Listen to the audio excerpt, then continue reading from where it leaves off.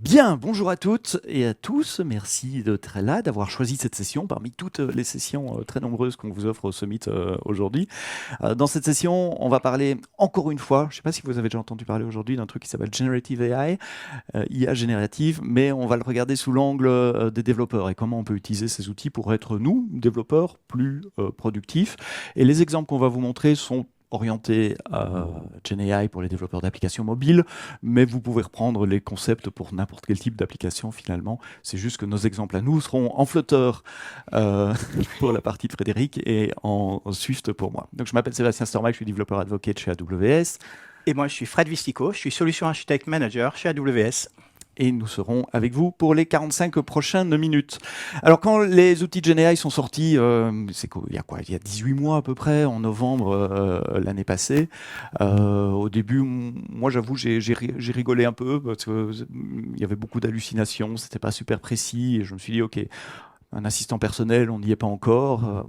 C'est au niveau d'un stagiaire, un stagiaire un peu bourré même parfois, c'était très limite parfois dans le type de réponse qu'on avait. Mais très vite les choses ont changé, d'abord parce que nous on a appris à poser des meilleures questions, à faire des prompts, on va revenir sur les prompts un peu plus tard, et puis les modèles ont évolué aussi, et 18 mois plus tard, finalement, c'est plus mon nouvel ami, les outils de GenAI en général deviennent mon assistant personnel, et je peux leur demander de faire des choses pour augmenter ma productivité en tant que développeur. Alors on a aussi tous ceux qui disent ouais mais la qualité de ces outils est tellement élevée que finalement dans 5 ans, dans 10 ans on n'aura plus besoin de développeurs.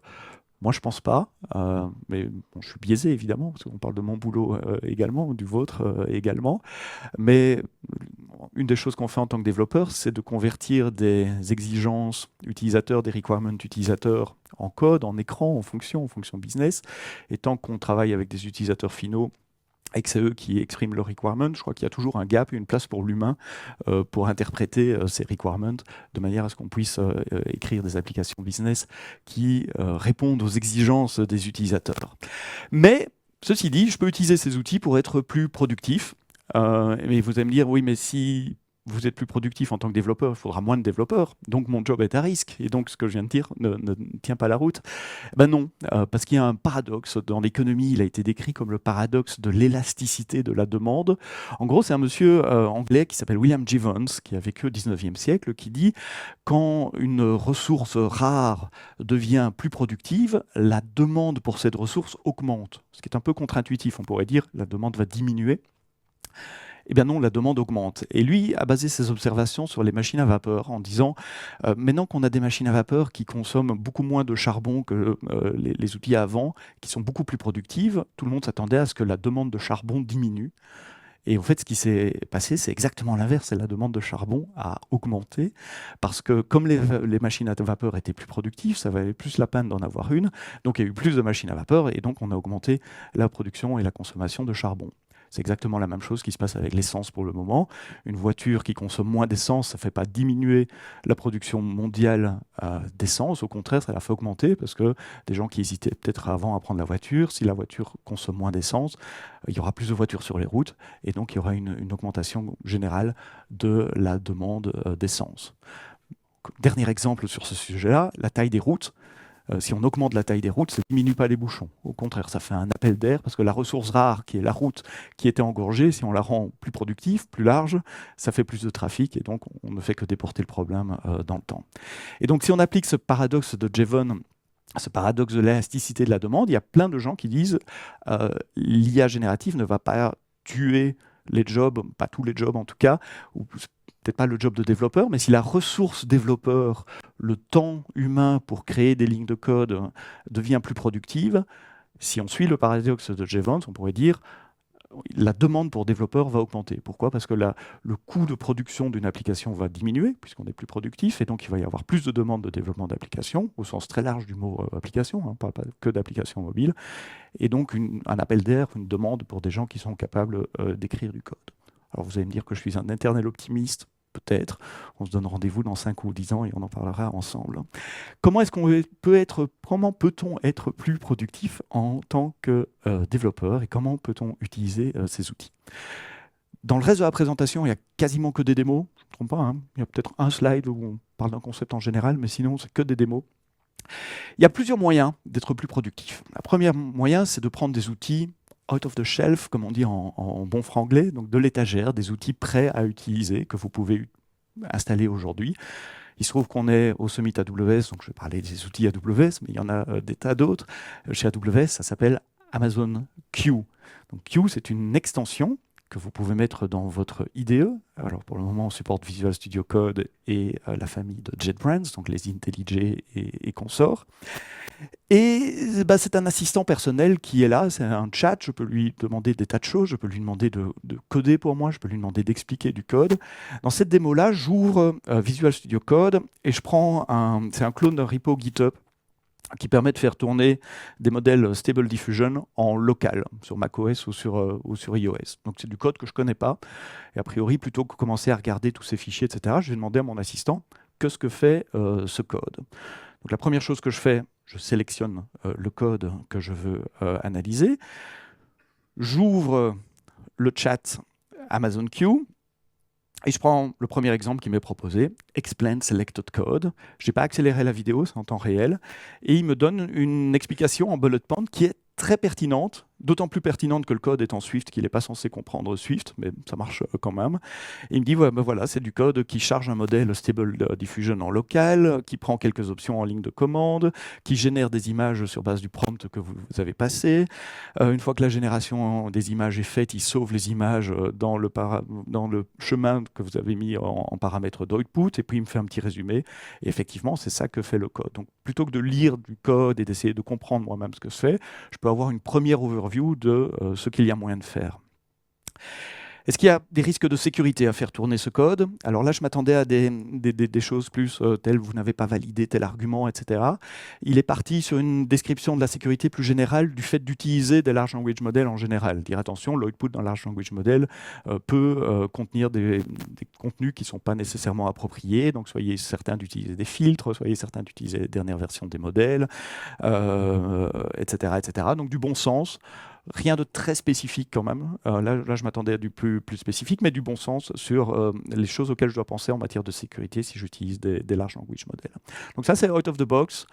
C'est gratuit pour le moment, parce que c'est en preview. Après, je ne sais pas, il y aura certainement une partie gratuite, il y aura une partie pas gratuite. Je ne peux pas vous donner le détail pour le moment, mais vous pouvez l'installer aujourd'hui. Alors ça ne s'arrête pas à l'IDE et au code lui-même, on peut l'utiliser en ligne de commande également. C'est du code completion sous Adrenaline. C'est un produit qu'on a racheté qui s'appelle Fig, maintenant ça s'appelle Amazon Q Developer for the Command Line, mais c'est le même produit. C'est une application que vous devez installer et qui va vous faire du code completion sur la ligne de commande.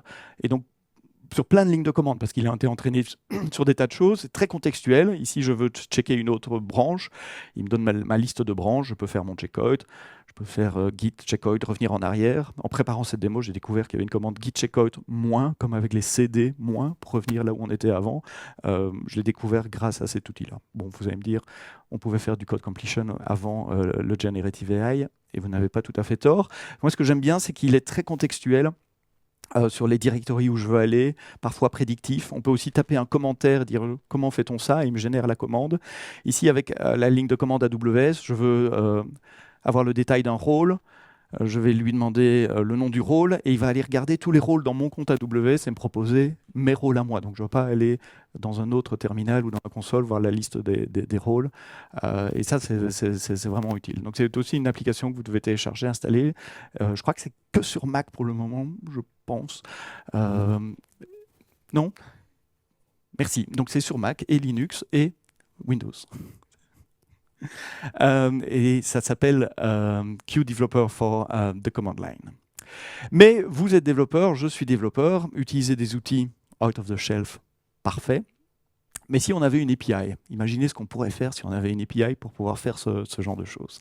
Eh bien, il se trouve que sur AWS, il y a une API et ça s'appelle Bedrock. Et Bedrock, c'est un service entièrement managé qui vous donne accès à des large language models comme un service. Je ne sais pas si vous avez déjà essayé d'installer un large language model sur un serveur Linux ou sur votre laptop.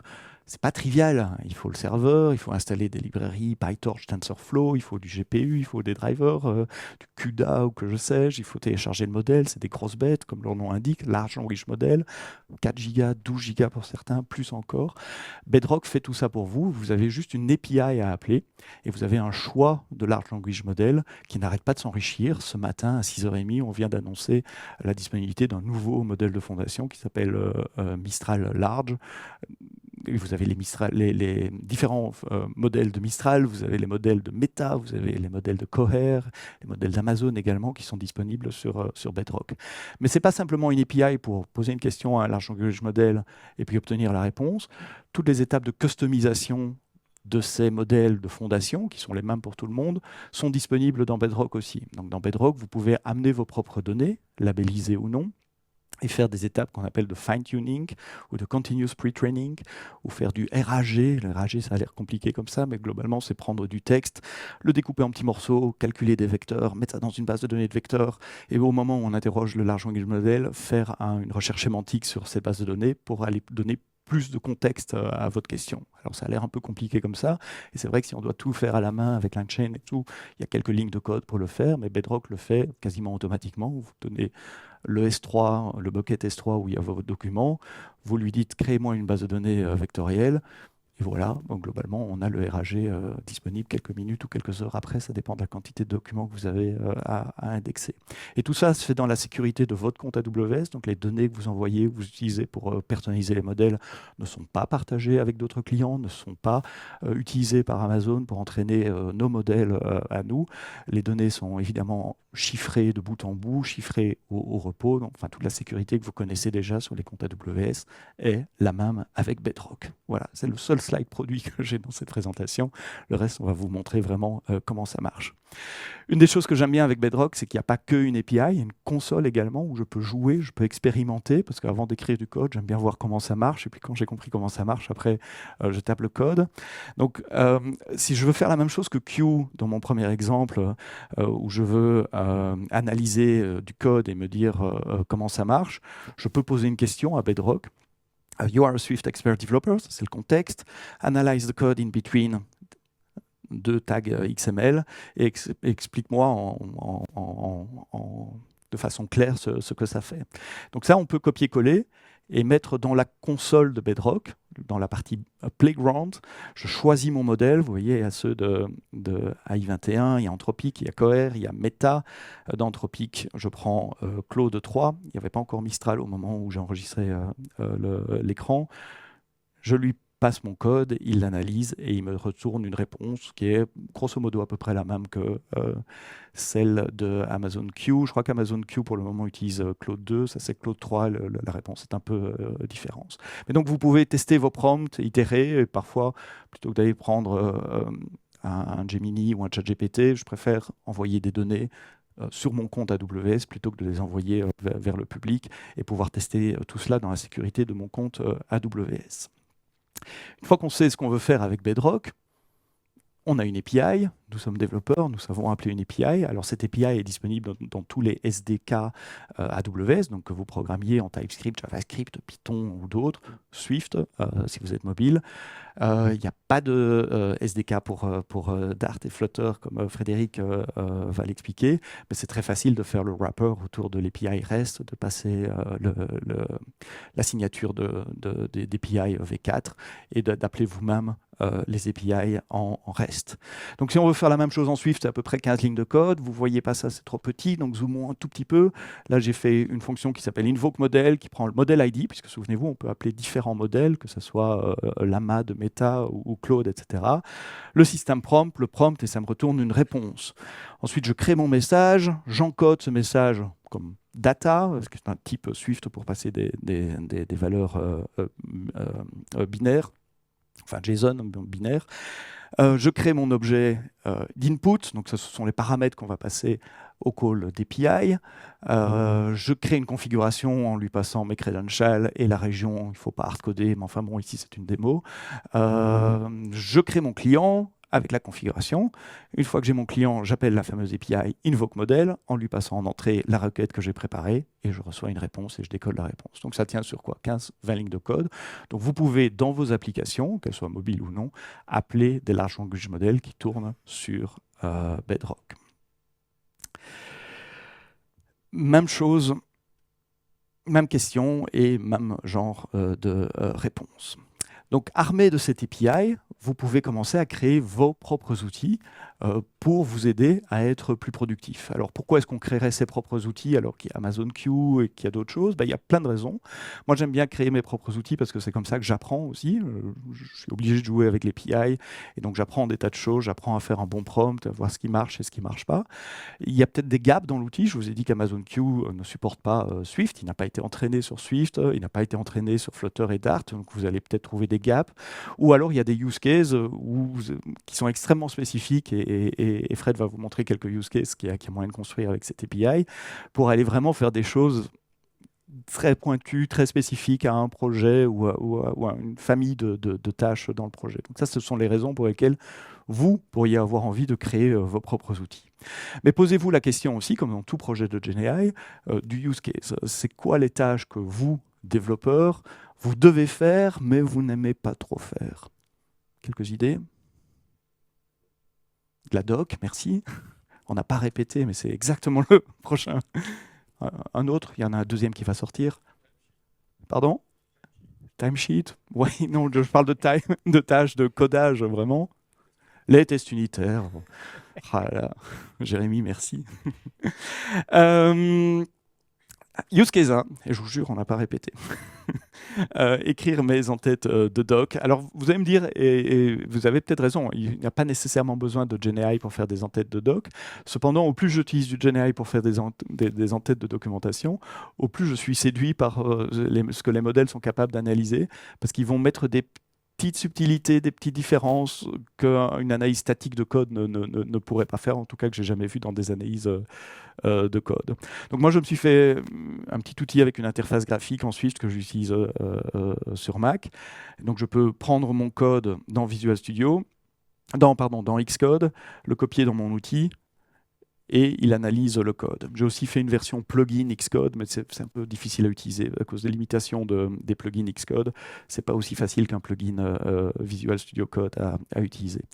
Et donc, il me génère un en-tête, je peux relire l'en-tête, le copier-coller, et j'ai mon en-tête fait directement. J'utilise aussi cet outil pour générer des structures de données. Je pars d'un JSON, et il me crée la structure de données correspondante automatiquement. Génération des tests unitaires, avec plus ou moins de succès, et on n'est pas là pour vous dire que GenAI c'est la solution à tout et que ça marche dans tous les cas, c'est pas vrai. Donc je vous montre aussi mes choses qui marchent et mes choses qui marchent pas. Je pars par un cas simple. Imaginez que j'ai une extension de la classe string qui transforme la première lettre d'une string en lettre capitale. Je crois que c'est du code que j'ai été pompé quelque part sur Stack Overflow ou quoi, je n'ai pas écrit. Je me suis dit tiens, ça c'est super simple, c'est une fonction en 3 lignes de code. Est-ce qu'il est capable de générer un test unitaire pour ça? Donc même chose, je copie mon code dans l'outil, je clique sur la petite icône analyse du code. Là, ça prend un peu plus de temps. Je ne sais pas si c'était juste au moment où j'ai enregistré le screenshot, la vidéo, ou si c'était la tâche qui est un peu plus compliquée. Mais il va me revenir avec un test unitaire complet, sans lui dire rien d'autre. Il a compris que c'était du Swift, il va utiliser le framework XST Test d'Apple automatiquement. Il va me générer des mocks. Ça, c'est dans la question que je lui pose. Je lui dis, s'il est nécessaire de générer des mocks, vas-y, fais-le également. Donc, on va tester ça et voir si ça compile déjà. Ça serait déjà une première bonne surprise. Donc, je reprends mon Xcode et je vais rajouter ce code dans le code... voilà, dans le code que je veux tester. CTRL V, voilà. Et je me rends compte très vite que les mocks, ça compile pas. Mais ça tombe bien, pour ce cas-ci, j'ai pas besoin de mock, donc je vais simplement enlever ce code généré et voir ce qui se passe pour le reste. Donc j'enlève, et puis je vais exécuter les tests. Est-ce que mes tests passent? Je n'ai même pas regardé le détail du code. J'exécute les tests, et on voit qu'une bonne partie des tests, sauf 2, passe. Donc c'est déjà plutôt une bonne surprise. Donc je vais aller regarder ces 2 tests qui ne passent pas. Et là, je me rends compte qu'il n'a pas compris les spécifications de la fonction. Le string expected, c'est que la première lettre qui doit être en majuscule. Le reste est en minuscule. Donc les 2 jeux de données qu'il a générés pour ces 2 tests-là ont des expected values qui sont incorrectes. Donc ça, je change à la main. Je réexécute et j'ai tous mes tests qui passent. Ça m'a pris le temps de cette vidéo. La vidéo n'a pas été accélérée. J'ai un jeu de test unitaire avec des cas, vous avez vu, il y a des strings nuls, il y a des strings d'une seule lettre seulement, il y a des emojis, donc il a été chercher des cas limites aussi, ou des cas non habituels, et sans vraiment d'effort. Alors à ce stade-là, vous allez dire, ouais, mais bon, c'est une fonction avec 3 lignes de code, c'est bien Seb, mais dans la réalité, on fait quand même des choses un peu plus compliquées. Donc je me suis dit la même chose. Ah oui, avant de vous montrer un truc plus compliqué, ça c'est le prompt que j'ai utilisé. Donc le système c'est Your Senior Developer. Écrit des tests Unicode en Swift. C'est pour ça qu'il a reconnu que c'était du Swift, c'est parce que c'est dans mon prompt. Pour tester la fonction Swift entre code et code, vous allez tester les cas successful, les cas d'erreur, les edge cases, et générer des mocks si c'est nécessaire. Après, il y a peut-être moyen d'avoir des meilleurs résultats encore en continuant de tuner et d'essayer différentes variations du prompt. La qualité du prompt, le niveau de détail que donne est super important parce que c'est ça qui conditionne ce que le modèle va générer. Et pour appeler ce code, c'est le code que je vous ai montré juste avant, hein, on crée un objet request, on appelle invoke, on reçoit un objet response, et à partir de là, on parse, mon application parse l'objet response, ce qui est assez facile à parser, parce qu'il met le code dans des marqueurs Markdown. Et donc dans mon application, j'ai une classe backend qui contient toute la gestion des credentials avec STS et toute la gestion Bedrock, l'encapsulation des API Bedrock. Et si je lui demande d'écrire du test unitaire pour ça, qu'est-ce qui se passe? Donc le code est beaucoup plus long. Je fais un copier-coller juste de cette classe-là. Il n'a pas tous les autres fichiers, donc il manque un peu de contexte, et je lui demande de générer des tests unitaires. Donc là, même chose, il me régénère une classe complète qui conforme au XCT test, au framework d'Apple. Il a identifié les principales fonctions qu'il faut tester. Il me génère des tests pour ça. Il a identifié le besoin de mock. Il faut un Bedrock client mock, un STS client mock pour pouvoir tester. Il me génère ça avec les protocoles qui vont avec. Donc tout ça, ça tient extrêmement bien la route. Donc je me suis dit, c'est bien parti, allons-y, on fait la même chose, copier-coller, on remet dans Xcode et on regarde ce que ça fait. Il m'a expliqué aussi ce qu'il a fait. Voilà, j'ai fait ça. Donc je ne dois pas tout lire. Quand je mets dans Xcode, ça ne marche pas. Ça ne marche pas parce qu'il manque de contexte. Il n'avait pas la vue sur mes autres fichiers. Il ne sait pas qu'une requête à Bedrock ou une requête à STS, les noms des classes, ça s'appelle quelque chose input. Et donc, il génère du code invalide. Ici, dans cet exemple-là, il vérifie que l'erreur qui est retournée est égale à un type d'erreur spécifique. Mon type d'erreur n'est pas equatable, on ne peut pas comparer deux valeurs, mais ça, il ne pouvait pas le savoir. Il n'a pas le code source de ma classe d'erreur. Donc, il a assumé que, pas de bol, ça ne marchait pas. Donc là aussi, les noms ne sont pas corrects. Assume role with web identity response or request, c'est input et output dans le SDK. De nouveau, il ne pouvait pas le savoir. Donc j'ai quelques changements quand même manuels à faire, mais après 15 minutes. Pourquoi 15 minutes? Parce que mon code n'était pas testable aussi. Il n'y avait pas moyen d'injecter les mocks dans mon code. J'avais oublié, lui, il ne pouvait pas le savoir, donc il m'a fait les mocks. J'ai dû un tout petit peu changer mon code pour utiliser ces mocks à lui. Mais ça m'a pas pris plus de 15 minutes et j'avais une classe de test qui tient la route et qui passe les tests.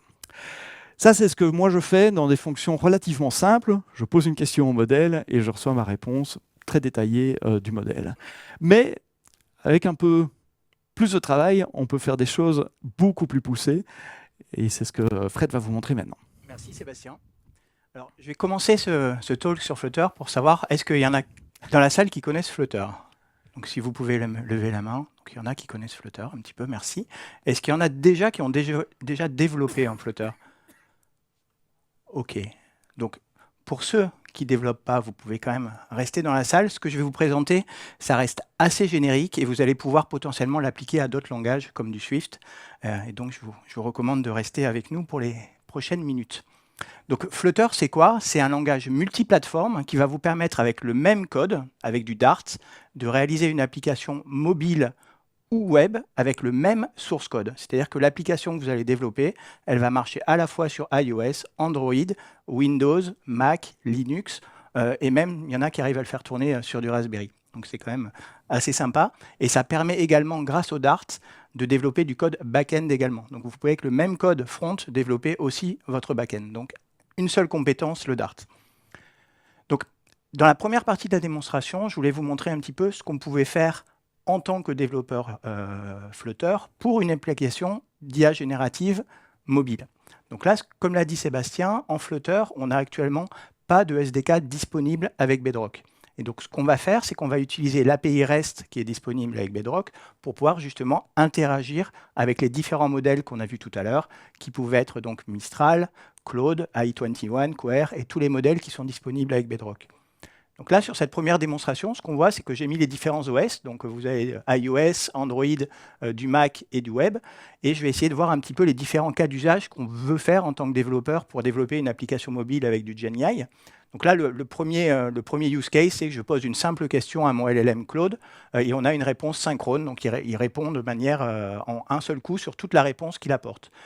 La plupart du temps, quand on va faire une application, on a envie d'avoir une réponse qui est plus progressive, qui est streamée, pour pouvoir avoir une expérience utilisateur qui est meilleure. Donc là, on va utiliser exactement le même modèle Claude, mais on va lui demander d'avoir une réponse qui est streamée. Et donc là, on va le voir que facilement, on a quelque chose qui s'affiche de manière progressive et donc avoir une expérience utilisateur qui est meilleure. Le troisième, on est sur Mac, et donc on a un modèle qui s'appelle Claude, donc Claude 3 Vision, qui permet justement d'analyser des images. Donc là, ce qu'on va faire, c'est qu'on va lui mettre une image de Formule 1, donc j'ai choisi une image de départ du Grand Prix de Formule 1 de Bahreïn, si j'ai bonne mémoire, et je lui ai demandé « décris-moi mon image ». Et donc, simplement avec le SDK Flutter, en quelques lignes qu'on verra tout à l'heure, je lui demande de décrire l'image, et on va voir que quelques secondes plus tard, donc ça prend à peu près une vingtaine de secondes, et je n'ai pas accéléré non plus les démonstrations, on a un descriptif détaillé du Grand Prix de Formule 1, avec justement, il parle des étincelles, que c'est la nuit et tout ça, et donc on a je vous laisse lire, on a une description assez détaillée de cette image. Donc ça, c'est grâce à l'utilisation de Claude 3 Vision, donc c'est le modèle Sonnet qu'on utilise pour cette démonstration et qui est disponible. Et le dernier use case, c'est on a envie, à travers une application mobile, de devoir générer une image à partir d'un prompt. Et donc là, pareil, avec Bedrock, on va utiliser le modèle Stable Diffusion qui va vous permettre, à partir d'un prompt qu'on voit ici, de générer donc une image de chat. Donc pour ceux qui sont curieux, hein, ce n'est pas une faute de frappe, j'ai laissé un petit slash sur le prompt pour appeler le bon modèle en fonction de quelques mots-clés. Donc c'est pour ça que avec la même interface graphique, j'ai pu appeler l'interface de génération d'image. Donc là, ce qu'on a vu, c'est le code qui permet justement d'utiliser ces différents modèles. Et ce qu'on voit, c'est qu'on a des classes des méthodes qui sont assez simples, donc text to image, image to text. Et ce qu'on fait, c'est uniquement wrapper ce fameux SDK REST qu'on a vu tout à l'heure avec la signature. Mais après, on est vraiment sur un simple appel API. Donc tout ça pour dire que quand on n'a pas un SDK Swift ou autre, ou Kotlin, on peut quand même utiliser le modèle Bedrock de manière simple en wrappant tout simplement l'API REST. Donc là, on était vraiment sur le premier use case où on vient intégrer l'IA générative dans une application. Le reste de l'application, c'est ce que j'ai essayé de me dire en tant que développeur Flutter, c'est depuis qu'on a la générative AI, en quoi, moi, je pourrais être plus productif avec de l'IA générative en développant mes propres outils. Donc ça, c'était un petit peu l'objectif que je me suis donné. Donc, avant de commencer ça, je me suis dit, mais on pouvait déjà être assez productif sans taper forcément son code. On avait depuis longtemps des boîtes à outils, des outils qu'avaient fait des développeurs ou des solutions open source qui nous permettent déjà d'être assez productifs. Et j'étais parti d'une solution qui s'appelait Maçon. Donc, j'ai trouvé ça assez intéressant, l'analogie qu'on peut avoir avec le maçon qui est vraiment le développeur, qui va être le maçon qui va construire son application à partir de briques. Donc c'est vraiment le concept de la librairie et du produit maçon, c'est je suis maçon et j'ai un certain nombre de briques, et ces briques vont être des templates qui vont être capables de générer du code statique de manière rapide. Donc la plupart du temps, on a besoin de générer une appli from scratch avec les bonnes pratiques de l'entreprise, dans un bon blueprint. On va utiliser la brique pour créer et démarrer son application. On a besoin de créer un modèle à partir d'un fichier JSON. On met directement la bonne brique et on demande à la brique « génère-moi mon modèle à partir de mon fichier JSON ». Donc on pouvait déjà, grâce à cette solution et cet outil maçon, être plus productif. Donc ça, c'était la première question que je me suis posée. Après, je me suis dit, mais en quoi on pourrait rajouter de l'IA générative pour avoir des briques plus intelligentes ? Et donc là, c'est là que je me suis dit, on a une solution, on a des outils qui s'appellent les agents. Et donc la propriété d'un agent, ça va être d'accomplir, de réaliser une tâche qui peut être complexe. Et donc pour réaliser cette tâche complexe, un agent va être capable d'avoir une sorte de raisonnement qui va lui permettre, comme on le voit sur l'écran, d'appeler, de coordonner un certain nombre d'outils. Et donc, le principe que j'ai voulu utiliser, c'est de me dire, j'ai un agent, j'ai des outils, j'ai déjà développé des outils, donc des outils d'envoi d'email, des outils de génération de code, des outils de traduction, un outil qu'on va voir tout à l'heure de génération d'icônes, et je vais fournir à mon agent tous ces outils, et ça va être à l'agent de trouver le bon outil en fonction de mes besoins. Et donc, ça va vraiment être mon propre assistant que je me suis construit à partir de mes bonnes habitudes. Donc, comment ça se passe? L'idée, c'est que l'agent, aidé par le LLM, il va appeler le bon outil. Et ce qui est intéressant, c'est qu'il va être capable d'appeler le bon outil avec les bons paramètres. Donc, par exemple, si on va demander à un agent de traduire un fichier de français vers l'anglais, il va être capable de détecter que le paramètre d'entrée, c'est bien les langues français en origine, anglais en destination, et que le contenu doit faire partie du champ contenu. Et donc justement, le LLM va donner ces informations à l'agent qui va appeler le bon outil à partir des paramètres qui ont été mis en entrée. Et donc cet outil peut appeler soit un LLM, donc pour faire de la traduction, le LLM peut très bien traduire lui-même la traduction, ou bien si vous avez des outils internes dans votre entreprise, cet outil peut sortir et appeler des API externes. Donc vraiment le concept de l'agent, c'est soit je reste dans le monde du LLM, soit je peux appeler des outils de mon entreprise qui vont être coordonnés par mon agent. Donc, ayant fait cette petite introduction, je me suis dit, maintenant, comment je vais être capable de faire mes briques? Comment je vais être un maçon plus intelligent, entre guillemets? Et donc, l'idée des prochains use cases, c'est être capable de créer des briques. Donc, la première, on va le voir, c'est la brique de génération d'icônes. La plupart du temps, en tant que développeur, on démarre une application, on n'est pas forcément quelqu'un de très créatif en termes de design, et on se dit, tiens, j'ai rapidement envie de mettre une icône sur une application sur la nature, je ne suis pas créatif, mon designer n'est pas là, donc j'aimerais bien avoir une nouvelle brique où je lui dis simplement, génère-moi une icône, et pas faire que ça, mais aussi intègre-la moi directement dans mon environnement de développement pour que cette icône soit directement intégrée. Donc là, l'idée, c'est qu'on part d'un nouveau projet que j'ai mis en avant, qui s'appelait un petit projet Flutter. Et donc, dans ce projet, on va simplement lui dire en ligne de commande, donc ce que vous allez voir dans quelques secondes, c'est qu'on va dire à notre maçon, génère-moi une icône, et on va simplement lui dire un descriptif très simple. J'ai une icône je fais une application sur la nature. Et c'est uniquement ce qu'on va lui demander. Et ce qu'on va faire, c'est ce qu'on va voir, c'est que la brique va appeler notre agent. Notre agent, on lui aura dit qu'on veut une icône pour une application mobile. Et donc l'agent, il va avoir comme objectif, comme tâche, d'optimiser le prompt pour appeler un service de génération d'icônes qui va être capable de faire la plus belle icône pour mon application. Donc ça, c'est vraiment l'intérêt entre la brique qui va appeler notre agent, qui va modifier le prompt et qui va justement générer cette icône. Une fois que cette icône est créée, notre brique récupère le résultat et va venir l'intégrer dans notre environnement de développement. Et donc la suite de la démonstration, ce que vous voyez, c'est qu'une fois que la brique est intégrée dans l'environnement de développement, on lance l'application et donc on a une icône qui est directement intégrée dans l'application. Donc là, l'application compile et on devrait voir dans quelques secondes qu'une icône est apparue. Bon, après, le style est... On peut faire un peu de fine-tuning sur le style de l'icône, mais en tout cas, c'était le concept des briques et de l'utilisation de maçon pour ce type d'application. Donc là, on était sur le premier cas d'usage. Ce qui est intéressant de voir, c'est ce que je vous ai dit à l'instant, c'est que vu qu'on a travaillé sur un agent, on avait un prompt original. Donc en tant que développeur, on n'est pas forcément un expert du prompt engineering. On a quelques notions du prompt engineering, mais l'idée, c'est que l'agent va nous aider, va nous accompagner pour enrichir le prompt, pour arriver au résultat d'avoir une icône qui soit jolie. Et donc c'est ce qu'on voit ici, c'est le prompt qu'on a mis au niveau de notre outil. Et ce qu'on voit sur le prompt enrichi, c'est vraiment ce que l'agent a fait à partir du prompt qu'on lui a donné. Donc ça, c'était vraiment un premier use case de création d'outils avec Maçon. Le deuxième use case que je me suis donné, c'est la plupart du temps, après avoir créé son icône, on se dit, mon appli, il faut qu'elle soit internationalisée, et donc il faut que je gère la traduction de mon application. Donc ça arrive la plupart du temps, donc on commence, on fait quelques lignes de fichiers. Alors en Flutter, ça s'appelle un fichier ARB, donc c'est un fichier JSON où clairement, c'est des clés valeurs qu'il faut renseigner. Donc la plupart du temps, on commence les premiers jours à le faire, et puis après, on a du mal à le maintenir, et puis à la fin, c'est un petit peu compliqué. On fait souvent appel à un service de traduction. Il y a des sociétés qui font appel carrément à des sociétés de traduction. Et donc moi, je me suis dit, j'aimerais bien qu'on simplifie un petit peu tout ça, et qu'on crée notre propre brique, justement, de traduction. Et donc l'idée, c'est pareil, on est notre maçon, on applique notre brique qui s'appelle Localize, et à partir de ça, notre brique appelle notre agent, notre agent détecte qu'il faut être capable de traduire mon fichier ARB qu'on va voir sur l'écran, et une fois que ce fichier est traduit, on a envie de l'intégrer directement dans notre IDE pour que l'application fonctionne. Donc là, ce qu'on voit sur la démonstration, c'est qu'on a notre application Hello World qui était en anglais, on voit que le fichier ARB français était vide. Ce qu'on voit sur le bas de l'application, c'est que, j'ai oublié de faire le run, excusez-moi. Donc là, ce que vous voyez, c'est qu'on voit le fichier donc ARB, donc vous voyez rapidement un fichier JSON, vous voyez la traduction en française qui n'a pas été remplie. On lance notre maçon avec justement la brique Localize. On n'a pas accéléré non plus, donc on lui demande de faire la traduction en français. Donc la brique envoie le message à notre agent.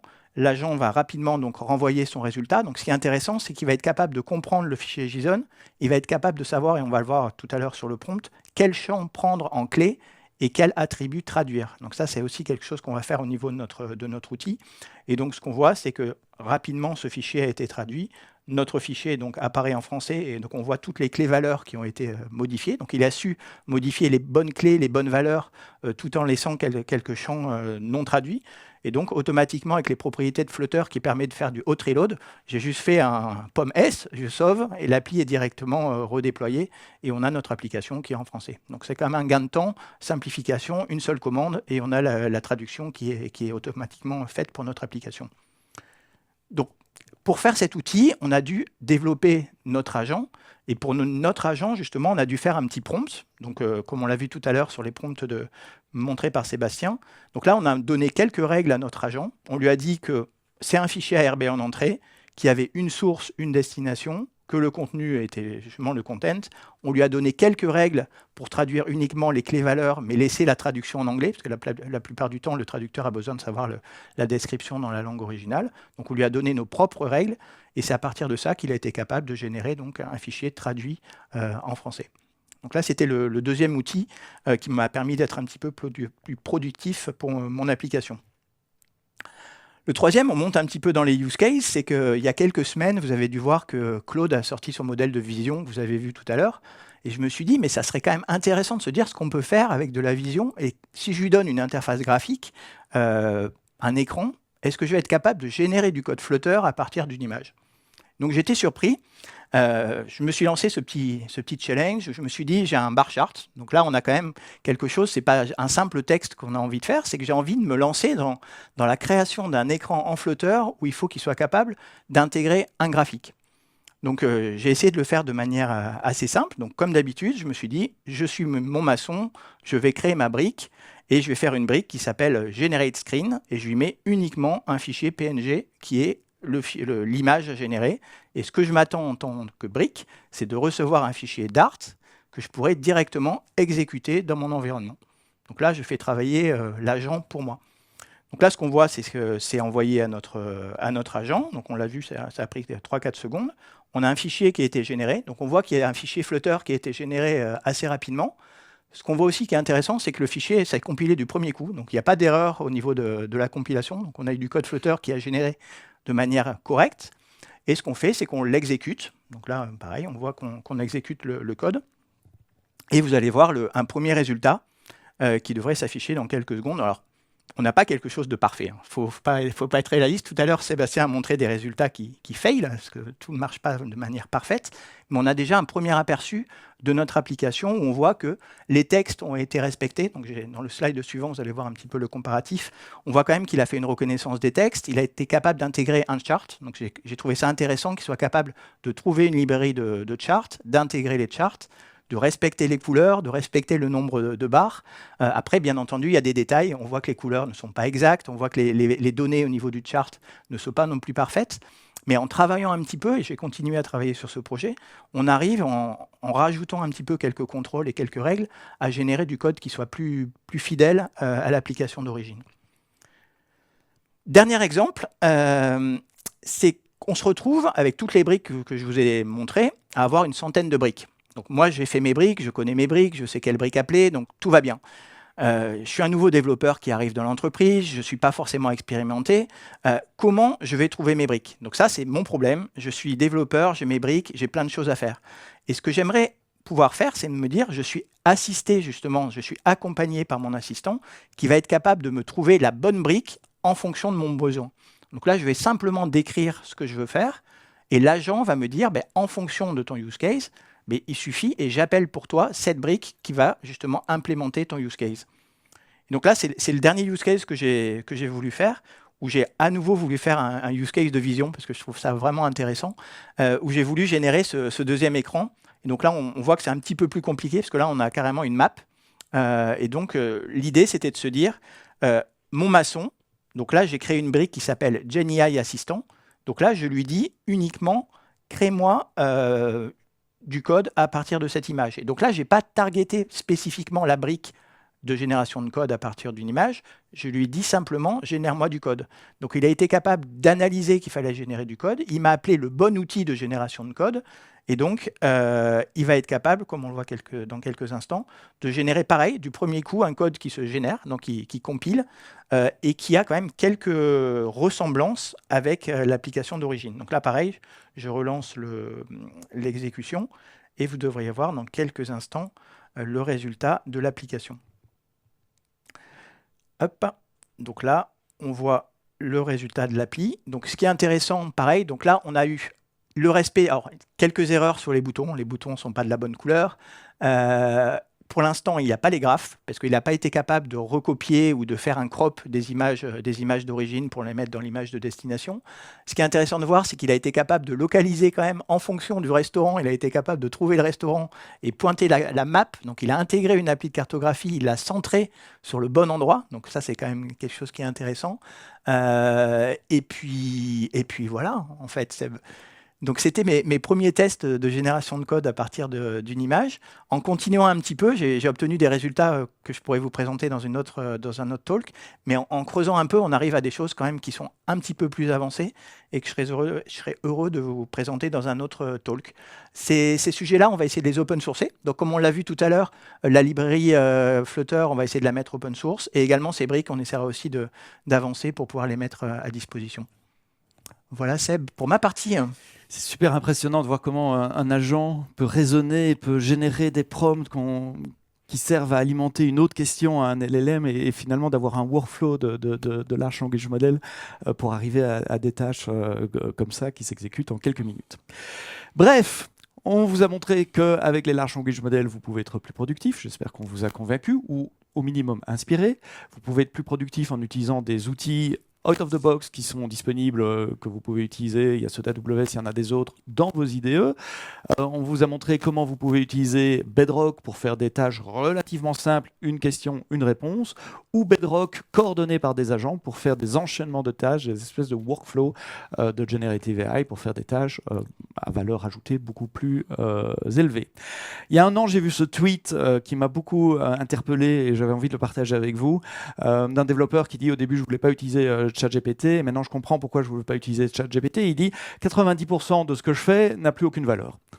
Mais les 10% que je continue à faire ont été multipliés par 1000. Alors je ne suis pas exactement d'accord sur ces ratios, je pense que c'est moins que 90%, mais c'est vraiment ça, il faut se recalibrer en tant que développeur. Il y a une partie des tâches, peut-être répétitives, basse valeur ajoutée, etc., qui n'ont plus beaucoup de valeur parce que ces outils-là vont le faire mieux que nous.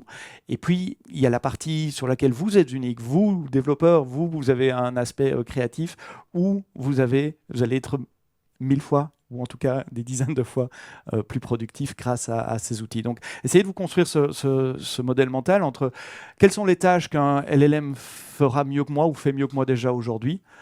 Ça n'a plus de valeur. Utilisez les LLM, ils sont là pour ça. Et puis, il y a les choses où le LLM va vous aider pour être plus productif. Et puis, il y a les choses qui restent, et à mon avis, resteront longtemps l'apanage de l'humain, où vous avez vraiment votre valeur ajoutée. C'est tout pour nous aujourd'hui. Si vous aimez bien les sujets AWS et AWS en français, je me fais un tout petit peu de pub tous les vendredis matins dans toutes les applications de podcast. Il y a un podcast AWS en français avec des retours d'expérience de clients, de partenaires, des gens qui utilisent différentes technologies. Le but aussi, c'est de vous inspirer, de vous montrer le domaine du possible. Vous tapez podcast AWS en français dans n'importe quelle application de podcast, les bonnes applications de podcast, j'ai l'habitude de dire. Et il y a un nouvel épisode toutes les semaines. C'est tout pour nous. S'il vous plaît, passez 30 secondes pour remplir la survey. C'est un talk tout nouveau qu'on a créé pour le Summit. Vous êtes les premiers à le voir. Donc, dites-nous comment on peut l'améliorer. Le QR code ne fonctionne que si vous avez l'application AWS Events installée sur votre téléphone. Je vois tous les bras qui se rabaissent. Installez l'application AWS Events et donnez des feedbacks à tous les speakers, d'ailleurs, pas rien qu'à nous, parce que c'est comme ça qu'on peut améliorer ce contenu. On n'a pas le temps pour prendre des questions, on est arrivé au bout, mais on sera à votre disposition en dehors de la salle et on peut continuer la conversation et vous êtes les bienvenus pour nous poser toutes vos questions. Merci et bon summit.